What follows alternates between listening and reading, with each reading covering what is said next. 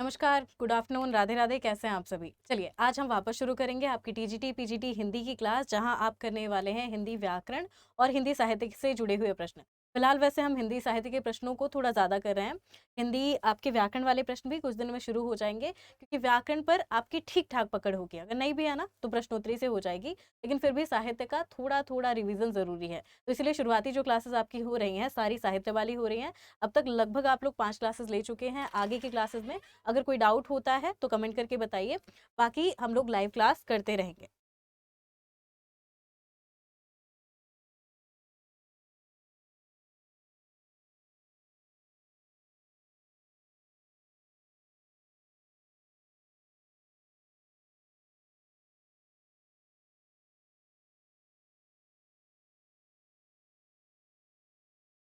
चलिए, तो फिर हम वापस करने वाले हैं साहित्य के प्रश्न। शुरुआत के 2 मिनट आपके सामान्य जानकारी के होते हैं, फिर उसके बाद हम प्रश्नोत्तरी शुरू करते हैं। जो लोग रिकॉर्डेड क्लास देख रहे हैं, उन लोगों को ताकि आइडिया लग जाए कि किस-किस हिसाब से हम प्रश्न करेंगे। अच्छा, एक चीज़ और देखने में आती है कि जब आप शुरुआत के लगभग 10 प्रश्न कर रहे हैं ना, तो स्पीड हमारी थोड़ी-सी स्लो होती है, लेकिन जब आगे-आगे आप प्रश्नोत्तरी करते जाएँगे, तो लगभग हम 1 घंटे में 50 प्रश्न आराम से क्रॉस कर लेते हैं, और समझाते हुए। ऐसा नहीं कि सिर्फ प्रश्नों को ABCD लगाया और आगे बढ़ गए। तो चलिए, आज की क्लास शुरू करते हैं। उम्मीद है आज की क्लास आप लोग को पसंद आएगी। अगर क्लास अच्छी लगती है तो क्लास को ज़रूर लाइक कर दें।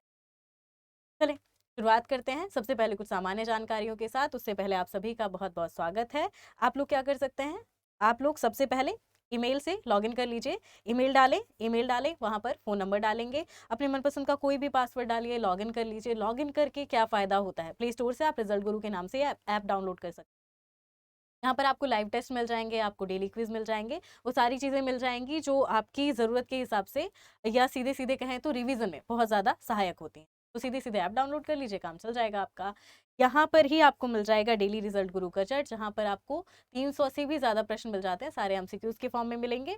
तो पढ़ाई करते रहें, आगे बढ़ें। अगर कोई समस्या आती है तो वीडियो के नीचे कमेंट कर सकते हैं। लॉगिन में कोई इशू आ रहा है, पढ़ रहे हैं, हिंदी में कोई इशू आ रहा है, या फिर किसी भी विषय में कोई इशू आता है, तो आप अपने पर्टिकुलर एजुकेटर जिन्हें आप पसंद करते हो, जिनसे आप वो विषय विषय पढ़ रहे हैं, माफ़ कीजिएगा, वो विषय पढ़ रहे हैं, उनसे कमेंट में आप पूछ सकते हैं कि हाँ, इन प्रश्नों को कैसे हल करें, यहाँ समस्या आ रही है, कैसे-कैसे समाधान लें। अच्छा, इस पेज का तो आप लोग स्क्रीनशॉट ही ले लीजिए। इस पेज का अगर आप स्क्रीनशॉट ले लेते हैं ना, तो थोड़ा फ़ायदा रहेगा। मान लीजिए बाद में कोई आपसे पूछता है रिज़ल्ट गुरु के बारे में, कोई आपसे पूछता है कि हाँ, हमें तैयारी करनी है टीजीटी, हमें तैयारी करनी है बिहार के किसी एग्ज़ाम की, तो हम कहाँ से तैयारी करेंगे? ये सारी चीज़ें आपको यहीं से पता चल जाएगी, परेशान होने की आपको ज़रूरत नहीं है। टीजीटी, पीजीटी है, कोई भी एग्ज़ाम है, यहाँ से डायरेक्ट आपकी तैयारी हो जाएगी पूरी। चलें, अब आते हैं भाई अपनी प्रश्नोत्तरी। काफ़ी हो गया आपका इंट्रोडक्शन, प्रश्नोत्तरी पर आएँ। सबसे पहला प्रश्न देखेंगे। अच्छा, आप लोगों ने ध्यान दिया होगा ना, लगभग 3 क्लासेस से हमारे पहले प्रश्न लगभग आरसी शुक्ल से शुरू होते हैं, रामचंद्र शुक्ल से शुरू होते हैं। क्यों? क्योंकि हिंदी साहित्य का आधार है रामचंद्र शुक्ल। अगर उन्हें नहीं पढ़ा तो काफ़ी सारी चीज़ें हमारी छूट जाती हैं ना। इसीलिए शुक्ल जी को पढ़ना थोड़ा ज़रूरी है। पढ़ते रहें, अगर बीच में कोई डाउट आता है तो फिर बताएँगे, बाकी तो उसी के हिसाब से हम आगे चलते रहेंगे। चलिए, चलें।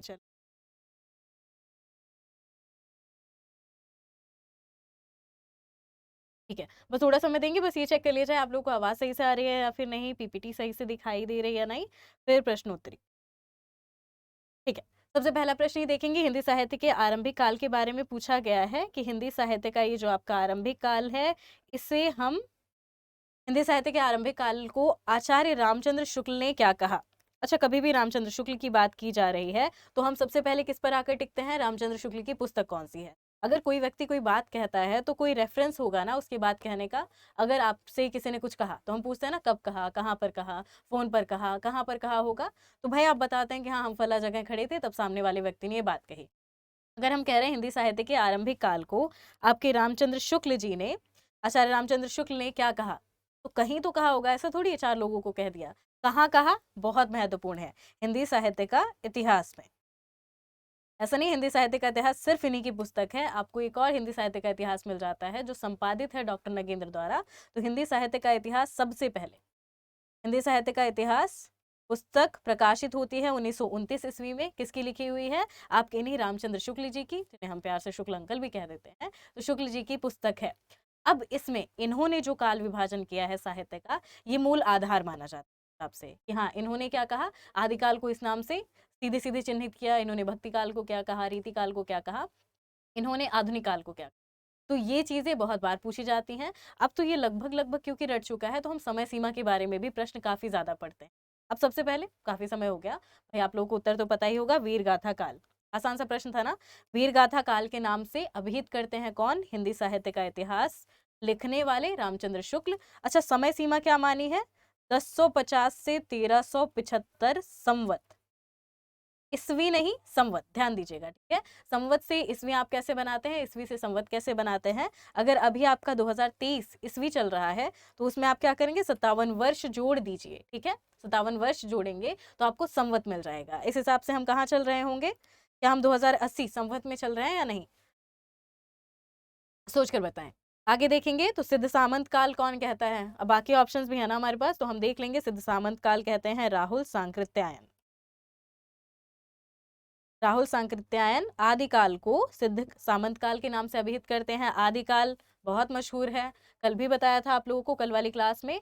आदिकाल के नाम से आदिकाल के नाम से ही, क्योंकि आपका आदिकाल वाला जो टाइम पीरियड है, समय सीमा है, कौन सबसे ज्यादा इसे महत्व देता है? तो भाई लिखी हुई पुस्तक भी है ना, हिंदी साहित्य का आदिकाल, किसने लिखी है?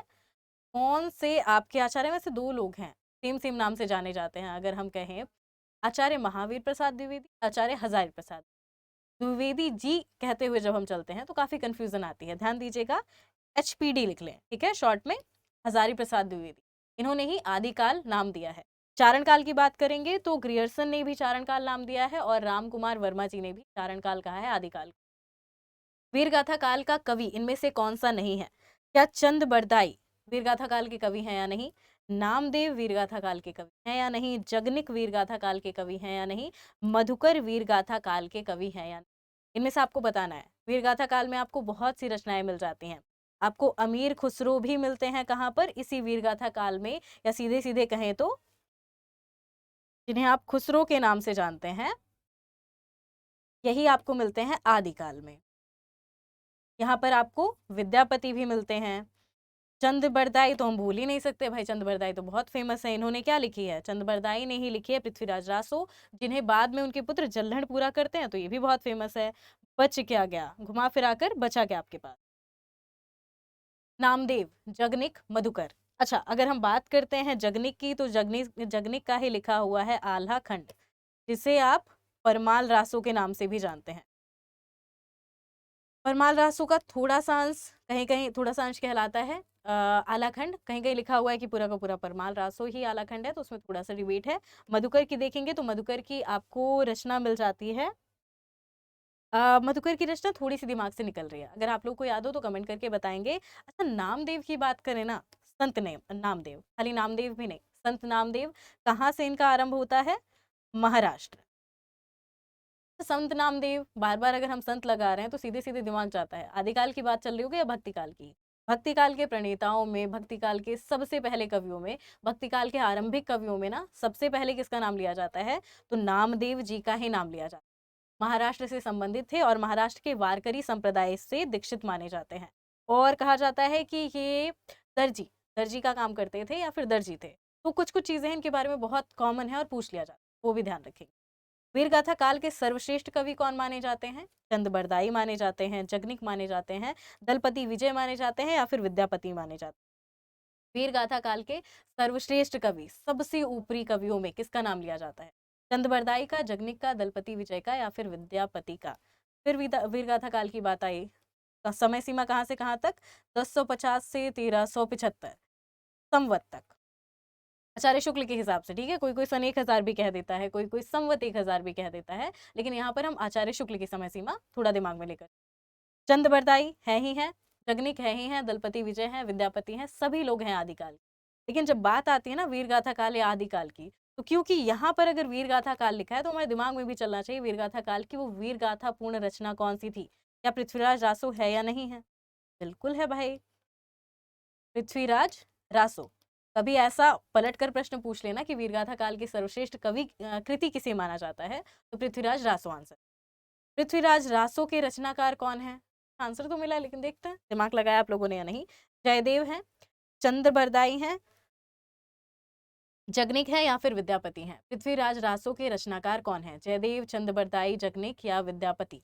सबसे पहले पृथ्वीराज रासो आदिकाल का आधार ग्रंथ, ठीक है, जिसे आज तक अब इसके मामले में डिबेट भी मिल जाता है आपको। 3 खंड मिलते हैं, कुछ लोग इसे प्रमाणिक मानते हैं, कुछ अर्ध प्रमाणिक मानते हैं, कुछ लोग पूर्ण रूप से प्रमाणिक मानते हैं, कुछ लोग खारिज कर देते हैं। 3 खंड मिलते हैं, लेकिन थोड़ा डिटेल में नहीं जाएंगे अभी, सिर्फ इतना ध्यान दीजिए रचना किसने की?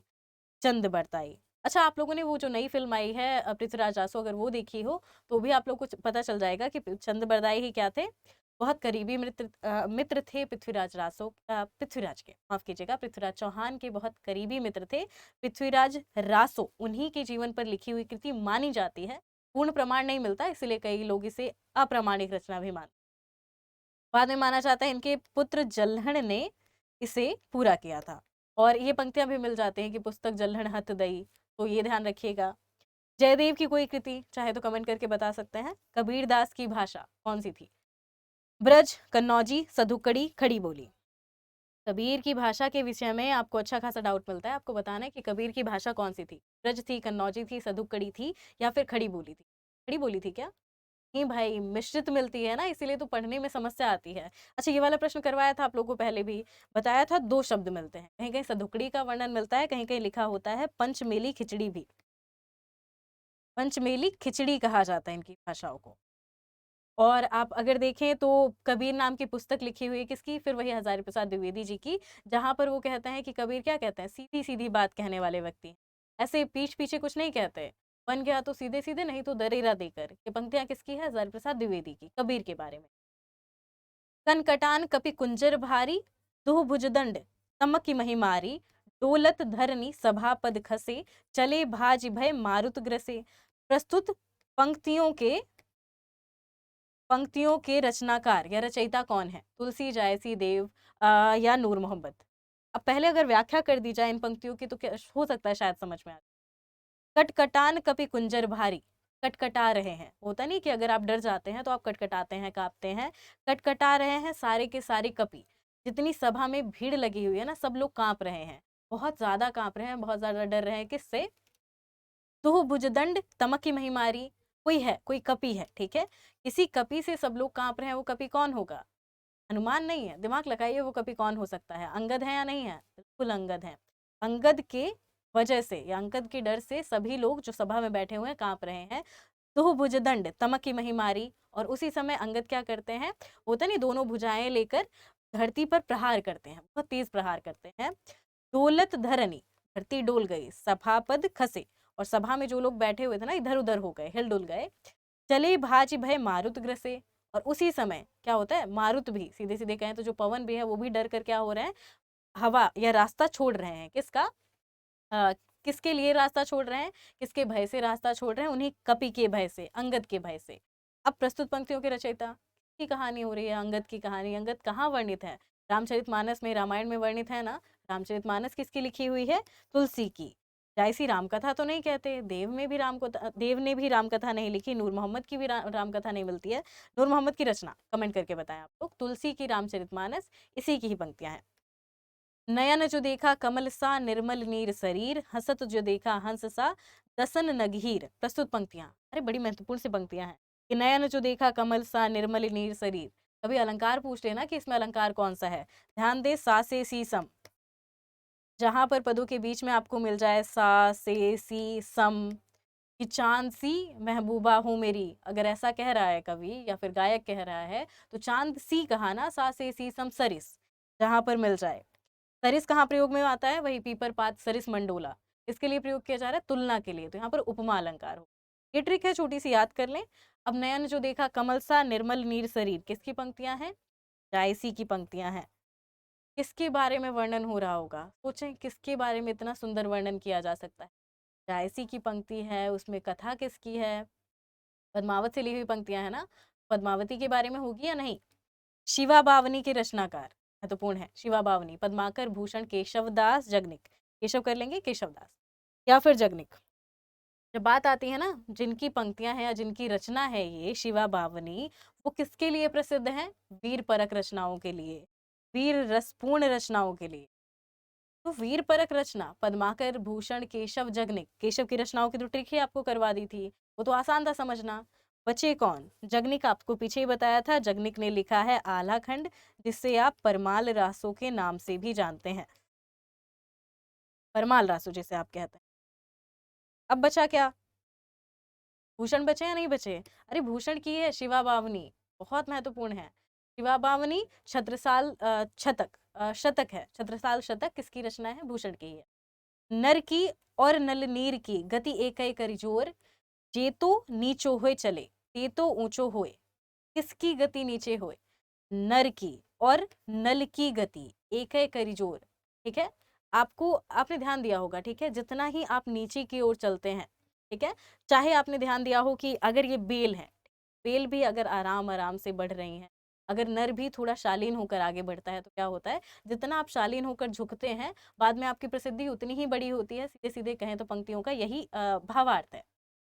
प्रस्तुत पंक्तियां किसकी हो सकती हैं? सोचें और बताएं। और यहाँ पर आपको दोहा दिखाई दे रहा है, ठीक है, तो दोहे किसके प्रसिद्ध हैं? महावीर प्रसाद द्विवेदी के, तुलसी के, या केशव के? नर की और नल नीर की, ये उन्हीं की पंक्तियां जिनके बारे में हम होली वाली पंक्तियां नहीं बता रहे थे कि भरे भवन में करत है नैनन ही सो बात। बिहारी लाल, बिहारी की कौन सी रचना है? बिहारी सतसई, बिहारी सतसई से ही ली हुई पंक्तियां हैं ये आपकी दोनों। आगे देखें। सखी वे मुझसे कहकर जाते, तो क्या वो मुझे अपनी पत बाधा पाते। ऐसी पंक्तियां ना कि सखी अगर वो मुझसे कहकर गए होते कि हाँ ठीक है मुझे परिवार छोड़कर जाना है, मुझे सारी चीजें छोड़कर जानी है, तो क्या मैं उनकी पथ की कभी बाधा बनती? क्या उन्होंने मुझे इतना गिरा हुआ समझा था? अब इतना मार्मिक वर्णन कौन कर रहा है? अच्छा थोड़ा सा और बताएं। सखी वे मुझसे कहकर जाते, तो क्या वे मुझे अपनी पथ बाधा पाते। दो नाम मिलते हैं। ये कथन कौन कह रही हैं? गोपा कह रही हैं। गोपा कौन है भाई? कुछ कुछ याद आया? अगर आपको याद हो ना गोपा कौन है, क्योंकि एक हो सकता है ना देखा हो आप लोगों ने, उतना डिटेल में नहीं जाए।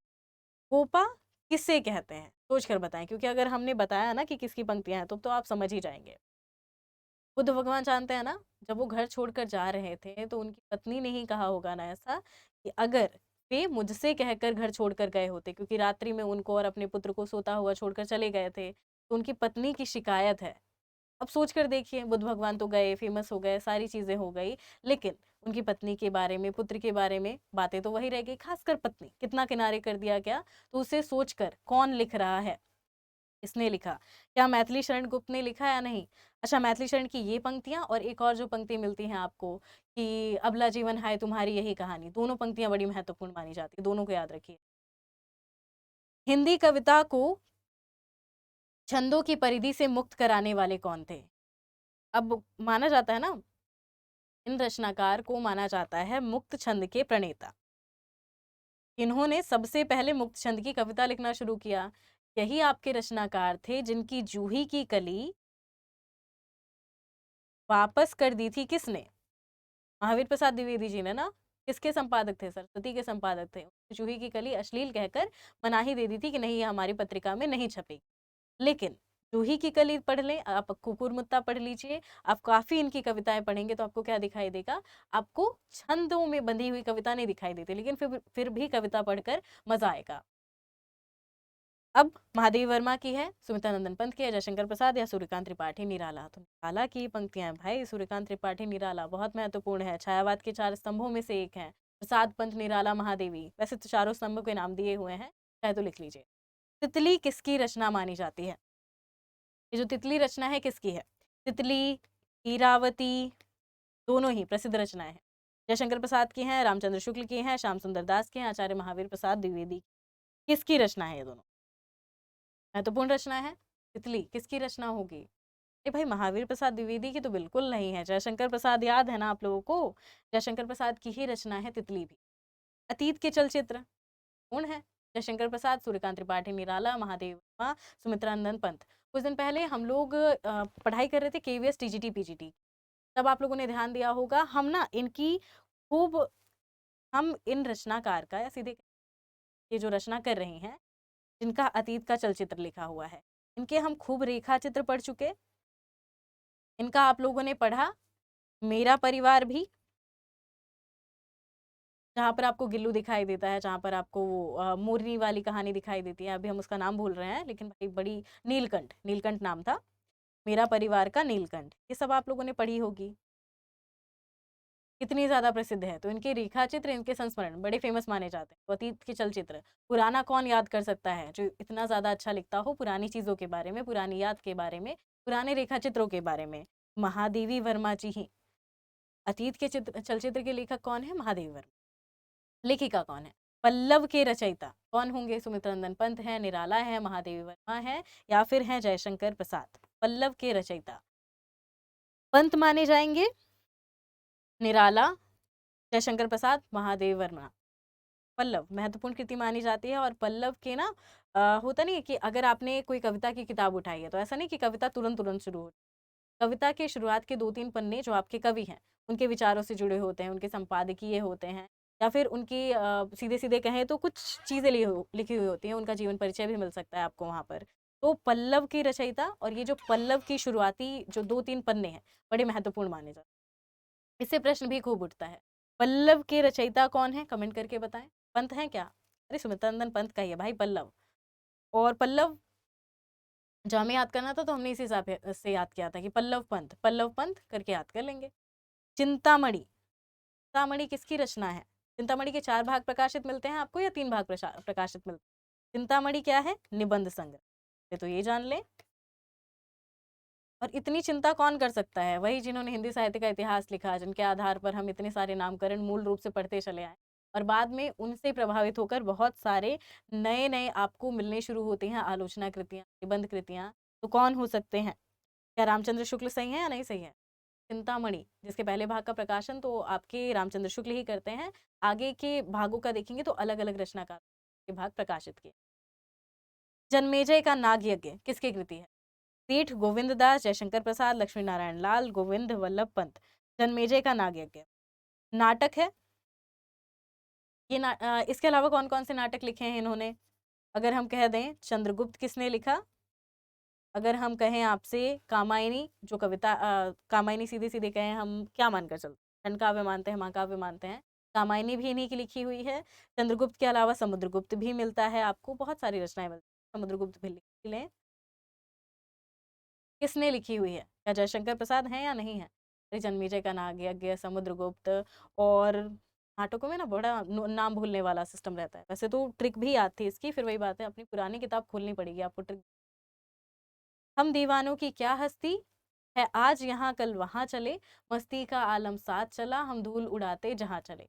प्रस्तुत पंक्तियां किसकी है?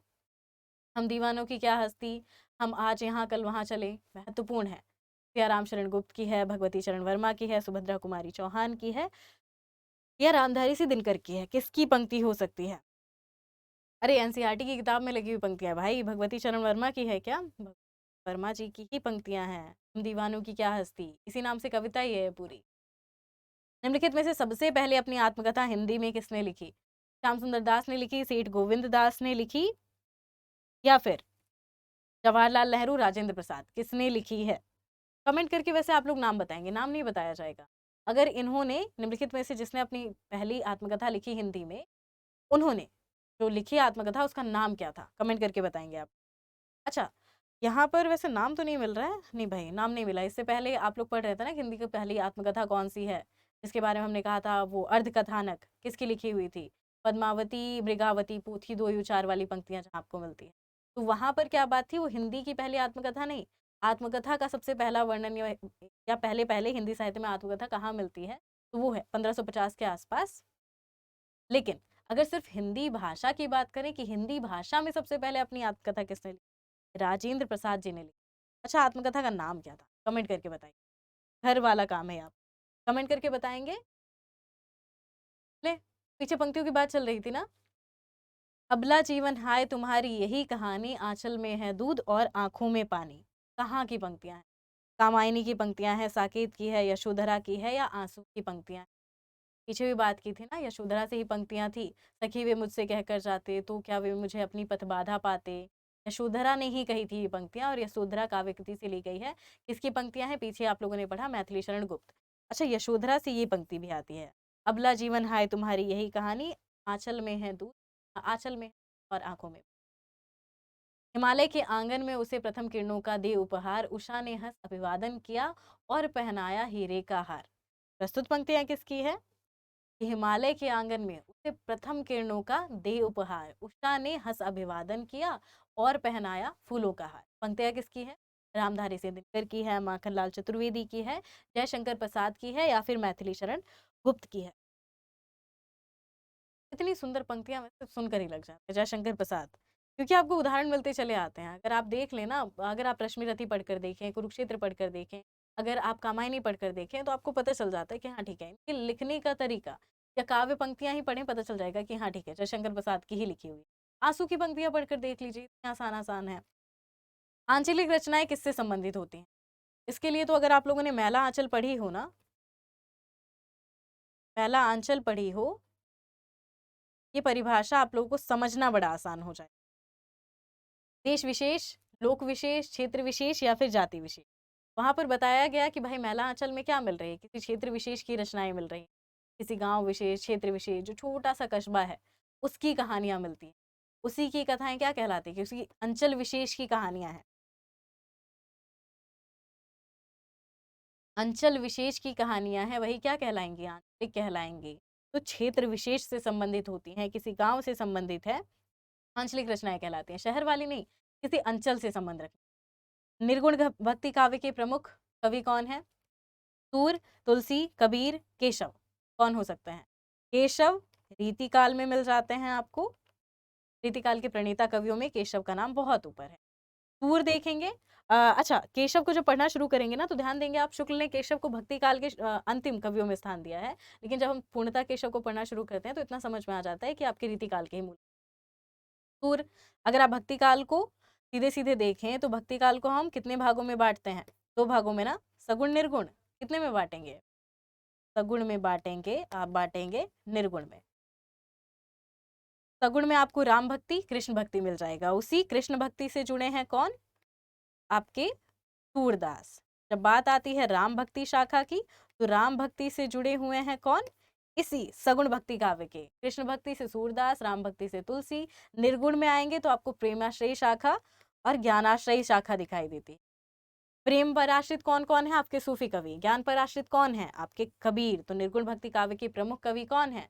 भाई आपके कबीर दास जी निर्गुण भक्ति काव्य के प्रमुख कवि माने जाते हैं। अब इनकी बोलियों वाणियों का संग्रह बीजक के नाम से जाना जाता है, जिसमें आपको 3 प्रकार की रचनाएं मिलती हैं, साखी, सबद, रामायणी। श्रद्धा किस कृति की नायिका है? श्रद्धा में ही आपको मिलते हैं कौन? श्रद्धा जहाँ की नायिका है वहां पर आपको मनु भी मिलते हैं, वहां पर आपको ईड़ा भी मिलती हैं। ठीक है, कहाँ की पंक्तियां हो सकती हैं? कामायनी, कुरुक्षेत्र, रामायण, साकेत। रामायण में तो राम सीता मिलेंगे ना, मिलेंगे या नहीं? मतलब थोड़ा सा दिमाग लगाए तो। साकेत उर्मिला की कहानी का वर्णन है, या सीधे सीधे साकेत तो हमने पढ़ी है पूरी। साकेत में आप देखेंगे ना, उर्मिला की नजर से, उर्मिला की नजर से पूरी रामायण देख सकते हैं आप साकेत के साथ। जो घटित हो रहा था उस समय, सीधे सीधे कहाँ पर? अयोध्या में। क्योंकि हमने जो पूरी कहानी देखी राम सीता लक्ष्मण की दृष्टि से देखी है, वो लोग आ रहे हैं जा रहे हैं, ये चीज हमें दिखाई देती है। लेकिन अगर आप आते हैं तो साकेत में क्या होता है? साकेत में उर्मिला क्योंकि छूट गई है कहाँ पर? अयोध्या में। तो अयोध्या के हिसाब से क्या क्या घटनाएं हो रही हैं, क्या क्या परिवर्तन आ रहा है, ये साकेत में दिखाई। कुरुक्षेत्र महाभारत वाली कथा का वर्णन होगा। बचा क्या? कामायनी में ही जल प्रलय के बाद क्या हुआ? मनु बचते हैं, मनु को श्रद्धा दिखाई देती है, फिर श्रद्धा से सीधे सीधे कहें तो ऊब कर परेशान होकर फिर चले जाते हैं, ईड़ा दिखाई देती है, फिर श्रद्धा वापस आती है अपने साथ। तो उस हिसाब की कहानी का वर्णन है।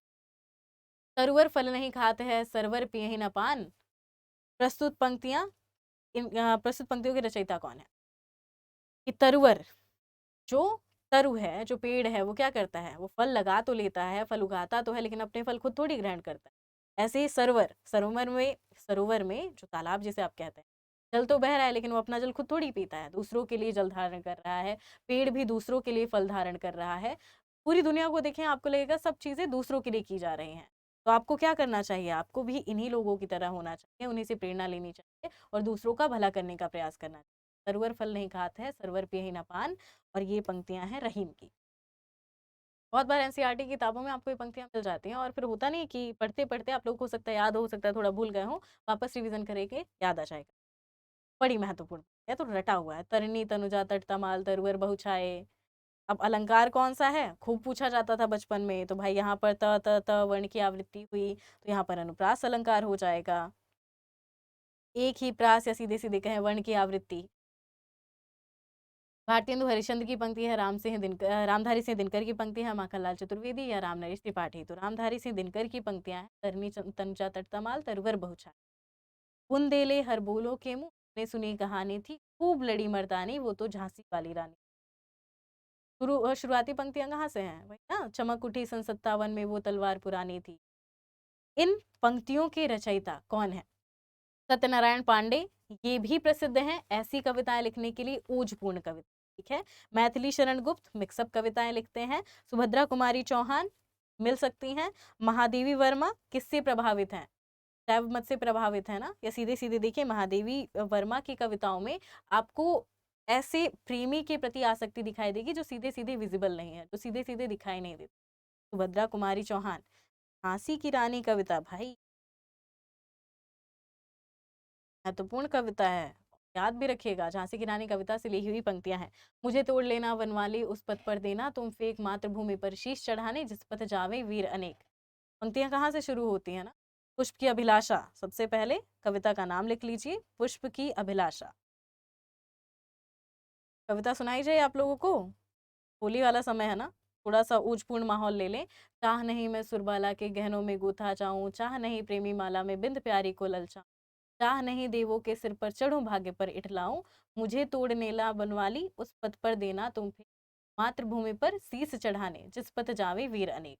ठीक है, पुष्प क्या कहता है कि मुझे देवों के सिर पर नहीं चढ़ना, शीश पर नहीं चढ़ना, मुझे नायिकाओं के पैरों में नहीं गिरना, मुझे कहाँ जाना है, मुझे उस पथ पर गिरे रहना है जहाँ से सैनिक होकर गुजर। सबसे महत्वपूर्ण कौन है? वही जो भारत माता की रक्षा कर रहे हैं। ये पुष्प की अभिलाषा किसकी कविता है? माखनलाल चतुर्वेदी, इन्हीं की कविता आप पढ़ रहे थे ना, कोकिल बोलो तो। माफ कीजिएगा, एक आपकी कविता है कोकिल बोलो तो, और एक कविता है जो हम लोगों ने कुछ दिन पहले पढ़ी थी, घर की याद। तो वहां से थोड़ा सा कंफ्यूजन है, तो उसे क्लियर कर ले। घर की याद भी बड़ी सुंदर कविता है। दरवाजे से चंडालगढ़ी की तरफ नजर दौड़ाने पर एक अद्भुत दृश्य दिखाई देता था। मक्कड़ शास्त्र, अगर हम सिर्फ इतना कहते हैं तो मक्कड़ शास्त्र कहने से आपके दिमाग में कौन आ सकता है, किसका चित्र बसता है? राहुल सांकृत्यायन, रामचंद्र शुक्ल, जवाहरलाल नेहरू, राजेंद्र प्रसाद। ये दोनों लोग समझ में आता है कि हाँ ठीक है, घूमते होंगे। जवाहरलाल नेहरू की आपको खूब कृतियां मिल जाती हैं, इनकी जो अंग्रेजी में लिखी हुई कृतियां हैं उनका हिंदी अनुवाद एनसीईआरटी की किताबों में भी मिल जाता है। राजेंद्र प्रसाद, फिर वही हिंदी की पहली आप जो आत्मकथा है राजेंद्र प्रसाद की है। रामचंद्र शुक्ल घूमने पर तो नहीं लिखते, लेकिन हाँ इनकी आलोचनाएं, निबंध, कविताएं तक बहुत फेमस हैं। कहानियां भी लिखी हुई हैं, समझ मानिएगा कि शुक्ल की कहानियां नहीं है, शुक्ल ने कहानियां भी लिखी हैं। माफ कीजिएगा, राहुल सांकृत्यायन, दरवाजे से चंडालगढ़ी की तरफ नजर दौड़ाने पर एक अद्भुत दृश्य दिखाई देता था ना, बहुत महत्वपूर्ण पंक्तियां हैं और ये कोटेशन बहुत बार पूछा गया। भूषण की कविता का प्रधान स्वर पीछे बताया था आप लोगों को, एक पूछी थी ना एक रचना कि ये रचना किसकी है, छत्रसाल दशक पूछा, छत्रसाल शतक या ऐसे ही कुछ पूछा। भूषण की कविता का प्रधान स्वर व्यंग्यात्मक है, प्रशस्ति परक है, श्रृंगारिक है, कारुणिक है। कारुणिक है, करुणा दिखाई देती है। मान लीजिए दो प्रेमी प्रेमिका थे, प्रेमी की मृत्यु हो गई, प्रेमिका एकदम करुणा में लीन है, क्या ये दिखाई देता है आपको? और आपको दया आती है, क्या दया भावना वहां पर ज्यादा है? व्यंग्य, क्या मजाक या चुटकुलापन ज्यादा है? श्रृंगार, राधा कृष्ण का सीधे सीधे श्रृंगारिक वर्णन क्या वहां पर है? भाई किसका वर्णन ज्यादा है?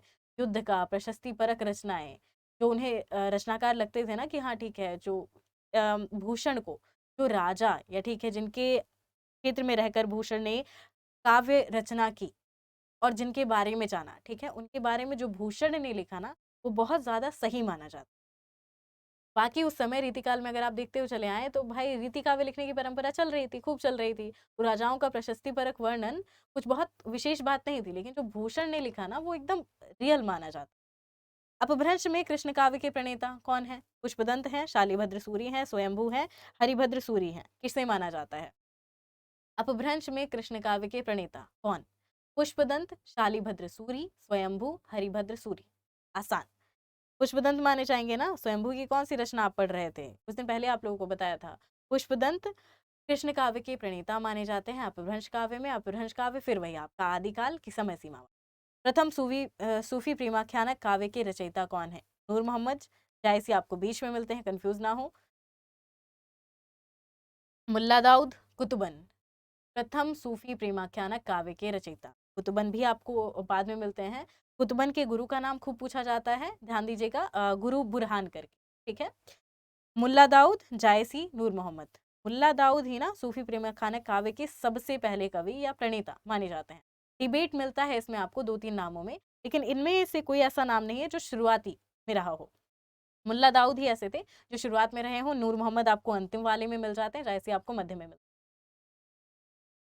हिंदी के प्रथम गद्यकार कौन है? राजा शिव प्रसाद सितारे हिंदी के प्रथम गद्यकार हैं क्या? लल्लू लाल हिंदी के प्रथम गद्यकार हैं? भारतेंदु हरिश्चंद्र हिंदी के प्रथम गद्यकार हैं? या फिर बालकृष्ण भट्ट हिंदी के प्रथम गद्यकार हैं? कौन है इनमें से हिंदी के प्रथम गद्यकार कौन है?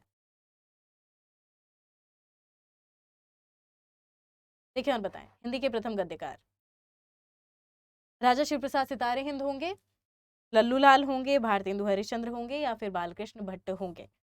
अच्छा, अगर आप आते हैं ना, सबसे पहले भारतेंदु, आपको भारतेंदु युग में मिलते हैं। भारतेंदु का जन्म कब होता है? 1850 में, मृत्यु हो जाती है 1875 ईस्वी में, ठीक है। दोनों ही टाइम पीरियड हम ईस्वी में मानकर चल रहे हैं। बालकृष्ण भट्ट उन्हीं के समकक्ष हैं। अगर राजा शिव प्रसाद सितारे हिंद देखेंगे तो भारतेंदु हरिश्चंद्र इन्हें अपना गुरु मानते हैं। और होता नहीं कि राजा शिव प्रसाद क्या कहे जाते हैं? सितारे कहे जाते हैं। तो भारतेंदु क्या है? इंदु है, चंद्र है। भारतेंदु को चंद्र की उपाधि इसीलिए प्राप्त। लेकिन इनसे भी पहले कौन थे जो फोर्ट विलियम कॉलेज से जुड़े हुए थे, जिन्होंने गद्य रचना का कार्यभार संभाला? कहाँ पर? फोर्ट विलियम कॉलेज में ही। तो आपके लल्लू लाल, जिनकी प्रेम सागर खूब महत्वपूर्ण है। प्रेम सागर कभी पूछ लिया जाए ना किसकी रचना है? लल्लू लाल की। हिंदी के सर्वप्रथम प्रकाशित पत्रिका, हिंदी की सर्वप्रथम प्रकाशित पत्रिका जिसका प्रकाशन होता है कहाँ से? कोलकाता से। पत्रिका थी किसकी? तो पंडित जुगल किशोर, ठीक है। कहीं कहीं युगल किशोर भी लिखा है, ध्यान दीजिएगा। नाम अगर कोई गड़बड़ है ना तो हम नाम को सुधारने की कोशिश नहीं करते। ध्यान दीजिएगा, अगर हमने लिखा है कि हमारा नाम जिंदगी भर पूजा लिखा हुआ है, पूजा नहीं पूजा, तो भाई उस नाम को कोई सुधारेगा नहीं। मान लीजिए हमारी मृत्यु हो जाती है, 10-15 साल बाद हमारा रेफरेंस देकर कोई कुछ कहेगा तो क्या कहा जाएगा? पूजा जी ने कहा। वहां पर पूजा कोई नहीं करेगा, पूजा ही लिखा जाएगा, भले ही नाम अशुद्ध हो। तो नामों में हम शुद्धियां नहीं करते, जैसे नाम है वैसे के वैसे ही। तो जो हमें एकदम सटीक सटीक नाम मिलता है वो मिलता है पंडित जुगल किशोर। पंडित जुगल किशोर जो कोलकाता में थे, इन्होंने ही एक पत्रिका निकाली थी। पत्रिका का नाम था उदंत मार्तंड, ठीक है, उगता हुआ सूरज। और ये पत्रिका थी आपकी साप्ताहिक पत्रिका। निकली कब थी? 1826 ईस्वी में, ठीक है। एक बार कंफर्म कर लें, तो थोड़ा सा हमें डाउट है, एक बार चेक करनी दीजिएगा 1826 है 28 है। ये राजा राम मोहन राय वाली ना समाचार पत्र के साथ थोड़ा सा कभी कभी डाउट हो जाता है। बाकी कंफर्म है, पंडित जुगल किशोर, साप्ताहिक पत्रिका, कोलकाता से निकली थी। हिंदी भाषी प्रदेश नहीं था जहां से हिंदी की पहली पत्रिका निकलती। तो ये थोड़ा याद कर लें। चलें अगला प्रश्न देखिए। अच्छा, सरस्वती का संपादन शुरू होता है सन 1900 में। 1903 में आपके महावीर प्रसाद द्विवेदी सरस्वती का सीधे सीधे कहें संपादन भार संभालते हैं। छायावाद के प्रवर्तक कौन है? छायावाद के प्रवर्तक का नाम बताएंगे।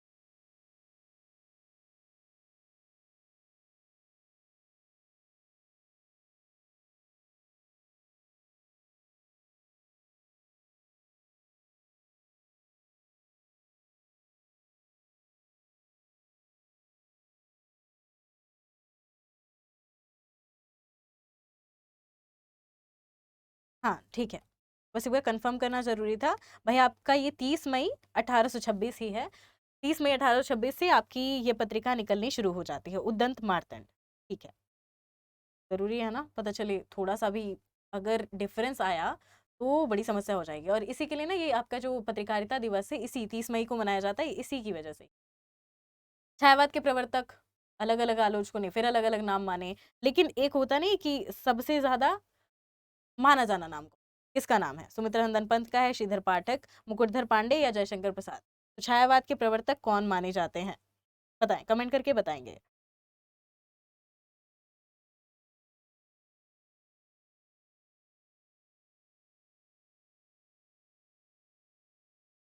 छायावाद का प्रवर्तक किसे माना जाता है? सुमित्रा नंदन पंत को, श्रीधर पाठक को, मुकुटधर पांडे को, या जयशंकर प्रसाद को? देखिए, जब स्तंभों की बात आती है, 4 प्रमुख स्तंभ है, प्रसाद पंथ, निराला महादेवी। कई लोगों ने माना कि जयशंकर प्रसाद से हम मान सकते हैं शुरुआत होती है किसकी? छायावाद की। लेकिन फिर भी अगर आप देखें ना, मुकुटधर पांडे ही थे जिनसे हम ये मान सकते हैं मुकुटधर पांडे से ही मूल रूप से छायावाद की शुरुआत मानी जाती है। चलिए अगला प्रश्न देखिए। प्रगतिवाद उपयोगितावाद का दूसरा नाम है, यह कथन किसका है? प्रगतिवाद ही उपयोगितावाद का दूसरा नाम है। अब छायावाद से थोड़ा सा आगे बढ़ गए हम लोग, आपको देखना है और बताना है कि स्टूडियो में थोड़ा सा इशू है, माफ कीजिएगा, उसी की वजह से ना थोड़ा सा डिस्टरबेंस है। प्रगतिवाद उपयोगितावाद का दूसरा नाम है, यह कथन किसका है? देखकर बताना है। रामविलास शर्मा का है, प्रेमचंद का है, नंदुलारे वाजपेयी का है, सुमित्रा नंदन पंत का है? किसका कथन हो गया? नंदू जी के बारे में बताया था ना, हिंदी साहित्य 20वीं शताब्दी, किसका लिखा हुआ है? नंदुलारे वाजपेयी का ना। इन्हीं नंदुलारे वाजपेयी का कहना है कि प्रगतिवाद उपयोगितावाद का दूसरा नाम है। जहां पर अब यहाँ पर किसको महत्वता नहीं दी जा रही है? इंसान की फीलिंग्स को, ठीक है, मनुष्य की फीलिंग्स को थोड़ा किनारे करके अब यहाँ पर जिसकी उपयोगिता है, जिसको जनता ज्यादा पढ़ना चाहती है, उसको लिखना शुरू। यह है आपका उपयोगिता। प्रेमचंद के अधूरे उपन्यास नाम क्या है? गबन, रंगभूमि, मंगलसूत्र, सेवा सदन। ठीक है, गोदान 1936 में उनका अंतिम उपन्यास माना जाता है। और होता नहीं है हिंदी साहित्य का सीधे कहें तो रामचरितमानस, जिस हिसाब से तुलसी के रामचरितमानस की इज्जत है ना, उसी हिसाब से इज्जत है प्रेमचंद की रचना गोदान की। गोदान 1936 में समाप्त होती है, 1936 में ही इनकी मृत्यु हो जाती है और 1936 में इनकी अंतिम कहानी भी प्रकाशित होती है जिसका नाम है कफन। अब प्रेमचंद ने 17-18 उपन्यास लिखे, उनमें से इनका सबसे अंतिम उपन्यास था मंगलसूत्र, जो प्रकाशित होता है 1948 ईस्वी में। तो अगर 1936 में इनका देहांत हुआ तो 1948 में प्रकाशित कैसे हुई? उनके पुत्र, ठीक है, आप लोगों ने नाम सुना होगा उनके पुत्र का, तो उनके पुत्र ने संपादित करवाए थे। उनके पुत्र ने यह अधूरा उपन्यास पूरा किया और फिर संपादित करवाया मंगलसूत्र को 1948 में। रामधारी सिंह दिनकर को भारतीय ज्ञानपीठ पुरस्कार प्राप्त हुआ किस पर? शुरुआती अगर आप देखें तो 4 रचनाकारों को जो ज्ञानपीठ पुरस्कार प्राप्त हो रहा है, 4-5 को ये प्राप्त हो जाता है उनकी कृतियों पर। लेकिन बाद में अगर आप देखते हैं ना, तो बाद के रचनाकारों को ज्ञानपीठ किस पर प्राप्त हुआ? उनके पूरे के पूरे, होता नहीं कि पूरे के पूरे साहित्य करियर पर, तो उस पर ज्ञानपीठ पुरस्कार प्राप्त होने लगे। शुरुआत में रचनाओं को देखकर ज्ञानपीठ पुरस्कार दिया जा रहा था। रश्मिरथी, परशुराम की प्रतिज्ञा, कुरुक्षेत्र या फिर उर्वशी? कंफ्यूज तो नहीं है ना? उर्वशी के लिए ही रामधारी से दिनकर को ज्ञानपीठ पुरस्कार प्राप्त हुआ। आगे इससे जुड़ा प्रश्न पूछेंगे या फिर प्रश्न होगा भी शायद। हिंदी साहित्य के इतिहास के सर्वप्रथम लेखक, हिंदी साहित्य का इतिहास सबसे पहले किसने लिखा? कुछ दिन पहले ही बताया था, ये वाला प्रश्न हम पहली बार कर रहे हैं। ठीक है, हमने ग्रियर्सन वाला प्रश्न किया कि एक व्यवस्थित इतिहास हम कहाँ से मानते हैं, तो ग्रियर्सन से मानते हैं। कालक्रम की शुरुआत किसने की? ग्रियर्सन ने की। लेकिन शिव सिंह सेंगर का शिव सिंह सरोज आपको याद है, ग्रियर्सन का वही northern vernacular literature of northern Hindustan याद होगा, आचार्य रामचंद्र शुक्ल का हिंदी साहित्य का इतिहास याद है, गारसा दतासी का वही फ्रेंच भाषा में लिखा गया कौन सा इतिहास? कमेंट करके बताइए, तब तक हम ग्रियर्सन का लिख देते हैं। नॉर्दर्न से याद कर लें, northern vernacular literature, Hindustani vernacular literature of northern Hindustan. शुरुआत का एक वर्ड थोड़ा सा अलग है, अब बाकी देख लें। शिव सिंह सेंगर का शिव सिंह सरोज, आचार्य रामचंद्र शुक्ल का शिव सिंह सरोज 1888 में आपको मिल जाएगा। 88 या 83, अरे बड़ी समस्या, मुझे लग रहा है 1883 होना चाहिए। सन नहीं लिखेंगे, सन आप कंफर्म कर लें। इतनी पुस्तकों के सन याद करने के बाद ना कई बार तो कंफ्यूजन हो ही जाता है। चलें, आचार्य रामचंद्र शुक्ल, रटा हुआ सबको 1929 हिंदी साहित्य का इतिहास, जो कि लिखा गया था हिंदी शब्द सागर की भूमिका में।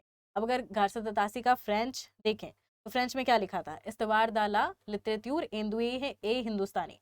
ठीक है, यहाँ पर हिंदुस्तानी या फिर हिंदुस्तानी का जो जिक्र मिला था, हिंदुस्तानी में आपको दोनों रचनाएं मिल रही, हिंदी वाली भी उर्दू वाली भी। इसीलिए अगर आप ये देखते हैं ना, गारसा दतासी की वही इस्तवार दालाल लिटरेट्यूर एंदुए हिंदुस्तानी, तो यहाँ पर आपको हिंदी और उर्दू दोनों के ही रचनाकार दिखाई देते हैं, दोनों के रचनाकारों का जीवन परिचय दिखाई। पद्मावत किसकी रचना है? बंद करके उत्तर दे सकते हैं, फिर भी देखते हैं। नाभादास, केशवदास, तुलसी, जायसी। तुलसी की कवितावली, विनय पत्रिका, हनुमान बाहुक, रामचरितमानस याद ही होंगी।